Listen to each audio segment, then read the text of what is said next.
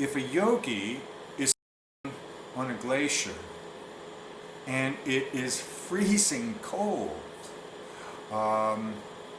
he is not denying the cold. What he's saying is, I don't care. The cold is not going to affect me. Yes, I'm cold. Yes, I'm freezing cold. But I'm not going to start whining and whimpering about it because I got more important things to do. So I would say in the case, when we start talking about feelings and emotions and this, it's a little bit more modern than what was referred to by some of these ancient sages. But I would say along those lines, I've never been of the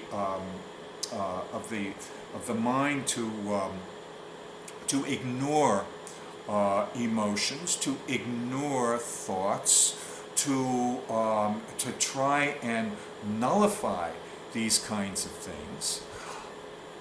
Dispassion means that they happen, whatever happens, whatever the condition is the condition, whatever the situation is the situation, but the yogi says, this is not going to move me. It's not going to upset my balance. It's not going to deflect my focus and my attention. My awareness is going to remain focused. So this is what I want to be clear about dispassion. This is not a denial. It's not a denial of feeling good or feeling bad or thinking or thoughts or cold or hot or love or hate or any of these things. It's not a denial by any means. It is a statement of strength,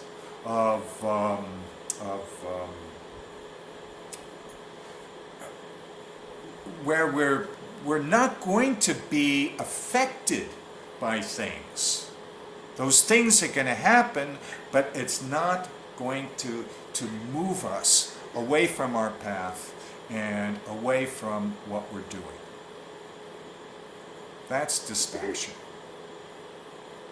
I had another question from the, not last week, but the week before, where you were going over the second sutra in the Yoga Sutras, yeah. Which I'm probably going to say wrong, is Chitta Vritti Nirodha. And then you mentioned that Vritti Nirodha was a compound word. The three words. No. I said that Chitta Vritti is a compound word. Okay. And that meant flow. Does Vritti mean flow? And so it's flow to consciousness, Chitta being consciousness? Well, you could think of Vritti having, one of the meanings is flow, movement, unfolding, twists and turns, compounding. All of these contribute to our understanding of what Vritti is. But if you had been present in the beginning of the class today, I was discussing, I think maybe even after you joined, that the meaning of words must be taken within the context of a sentence. That once we abstract a word outside of the sentence, then that abstracted word becomes an artificial quantity, that it's an abstraction. It doesn't really exist. Okay, and then what does, in that sentence, Nirodha mean? Well, here we have the same situation. But Nirodha is a kind of cessation or stopping or preventing. It's that sort of feeling. I don't like to give you one word right. that defines nirodha, but it's that act of coming to a halt. This is the feeling in that word. So what Patanjali is talking about there is he's saying there's this chittavritti, this mental function in a sense, not being chitta, but being chittavritti. Those ways by which consciousness appears to change, appears to manifest, appears to diversify. And what we're going to find in Bhartrihari is that the very means of this diversification, of this manifestation, apparent manifestation of consciousness, will lie in time. It will lie in sequencing. That without time, without sequencing, it is not possible for consciousness to appear, to diversify, differentiate, manifest, and build. Okay, so I just want to get back to the first part and then go again to the second part. With Nirodha being a halting, a stopping, a stilling in some way, and then we have a flow to consciousness, a movement to consciousness. Flow, just a second, say that again. Say that again. And be careful. So be careful with your words. Say what you mean.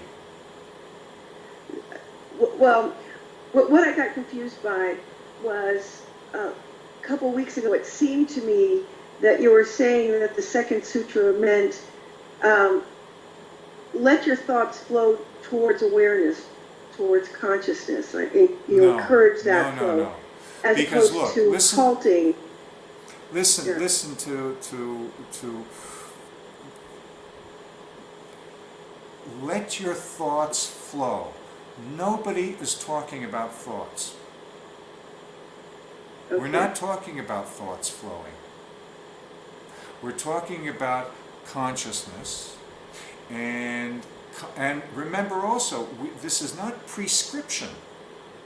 We're not saying you should stop your thoughts or you should stop your mind. But think of it like this. Yoga being connection, right? Connection is when the compounding of consciousness ceases. We're not talking thoughts. When the compounding of consciousness ceases. Now, what is the compounding of consciousness? It is the element of time which Bhartrihari would tell you is created by speech. Time is created by speech, he would tell you. Time exists in potential in a pregnant Shabda Brahm. So even though the Shabda Brahman is unitary, unitive, undifferentiated,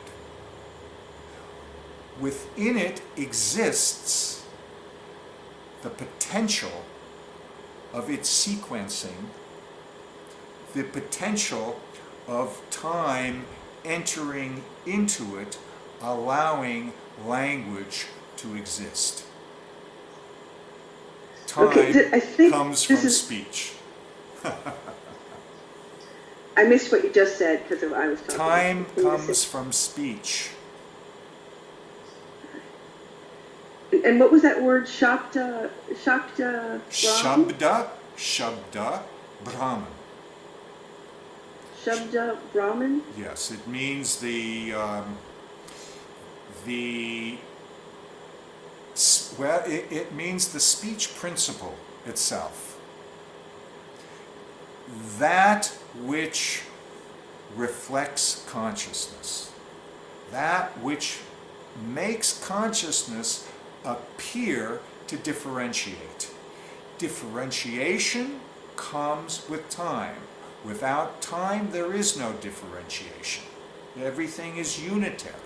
Time exists only in potential.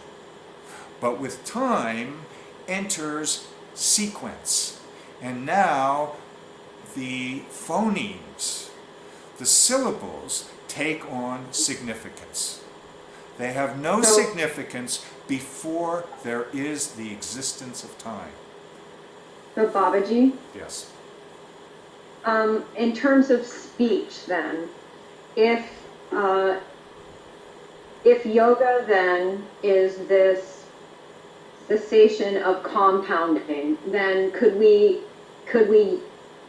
in terms of our own experience, there is speech that happens literally through Vaikari level, so that words coming out of the mouth, or a thought in the mind, so speech in the mind, and in between that thought or the word coming out, there's a gap.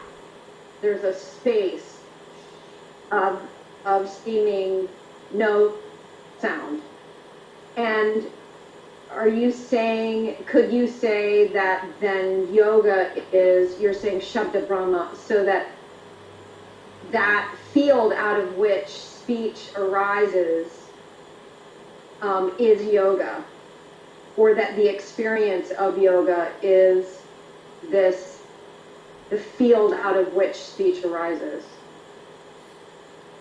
And that we can You might be able to. I'm sorry? You might be able to say that, but I don't see the significance. I don't see where it takes us. I mean, in other words, we get back to this thing where we want to define a word out of context, out of the context of a sentence. I mean, this is a discussion about Bhartrihari, mind you. I don't. This is not a discussion about reality or truth or consciousness. This is a discussion about Bhartrihari. We want to understand how Bhartrihari articulated this, explained this. When we spoke about Patanjali, we want to understand how Patanjali articulated this with Panini, how Panini. So we're not making pronouncements of truth or reality here. We're looking at texts.